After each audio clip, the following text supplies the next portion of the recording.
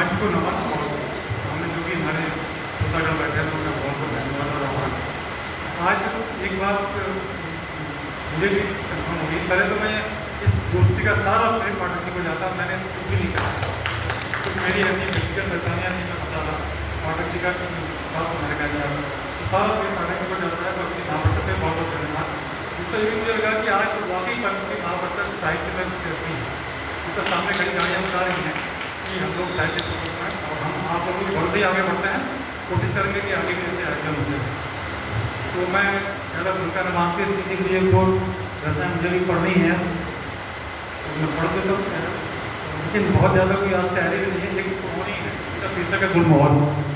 उसमें एक दो पहाड़ी शब्द आए हैं, जैसे गजी ऊँच, मतलब गजी मैंने होता भरा हुआ, फूल से लगा हुआ है, और कुछ नहीं होता है हंसी वाला, जैसे सामान्य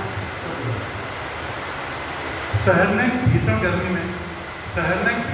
में जब बोट डाल सब सूख जानी, चार पार पूरा उन्होंने भी छूट जानी, तब मैं सामूहिक आग में लगी गुलमोहर बोट फूल गई।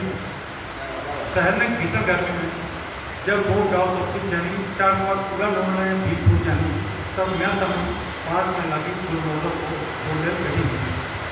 लाल रंगा टगार पिंगौरन, लाल रंगा टगार पिंगौरन फूलन के अंगे आबादी और लगम गुलमोहर में के बिजोड़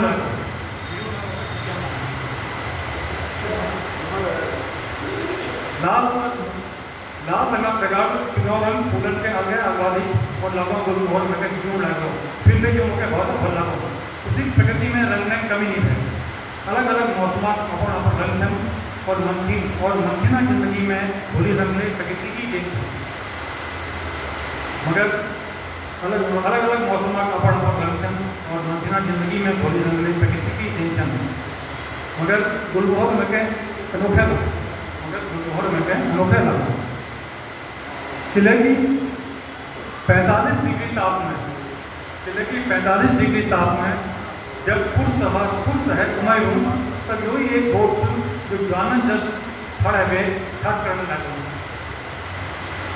जस जस गर्मी पड़े लू चले फूल और चटक जाने, जस जस गर्मी पड़े फूल लू चले फूल और चटक जाने। और जब जाने फूल बोट नहीं लगी, और जब जाने फूल बोट नहीं लगी तो खिलते मैं सोचूं गुलमोहर जमीन छड़ रहा, मैं सोचूं गुलमोहर जमीन छड़े रहा, अपनी जमीन में लग गया रहो। और जो ही कारण इस शहर में भीषण गर्मी मिले गुलमोहर बहुत खुश थी, बहुत एक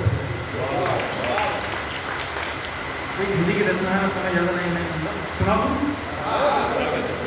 भैया अध्यक्ष को।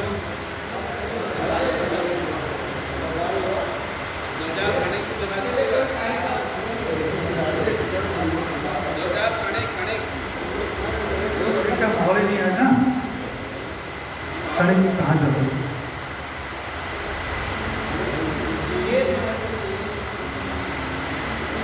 नवजात शिशु की तरह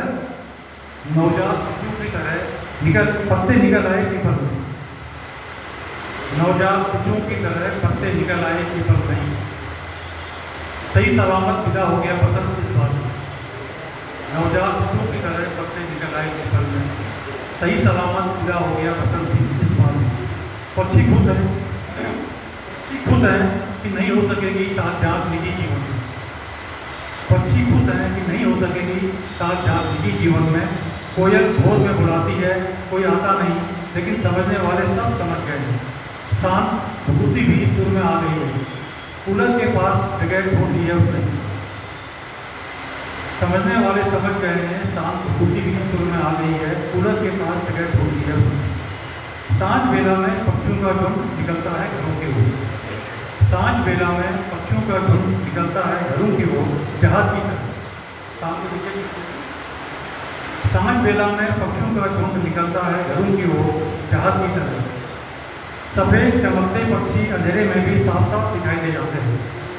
देसी विदेशी किसी के लिए कहीं कोई सीमा रेखा नहीं। सफ़ेद चमकते पक्षी साफ साफ दिखाई दे जाते हैं। देसी विदेशी किसी के लिए कहीं कोई रेखा नहीं, सीमा रेखा नहीं, एलओसी नहीं और जीरो लैंड भी कहीं नहीं।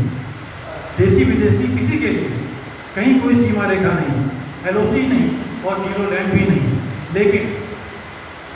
लेकिन इस बूढ़े पीपल में वर्षों से आ जा रहे इन पक्षियों को कौन बताएगा कि सीतापुर रोड भी अब राजमार्ग घोषित हो गई है, कि सीतापुर रोड भी अब राजमार्ग घोषित है। धन्यवाद।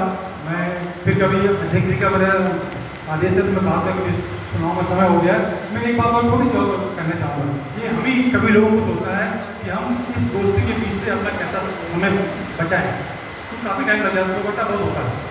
तो हम चाहेंगे हम लोग क्या करेंगे कि हम कहीं पे कैसे शॉर्ट करें या अपनी कविता की बहुत ज़्यादा भूमिका में न जाए, बहुत ज़्यादा आवाज़ व्यक्त करने न जाए, क्योंकि एक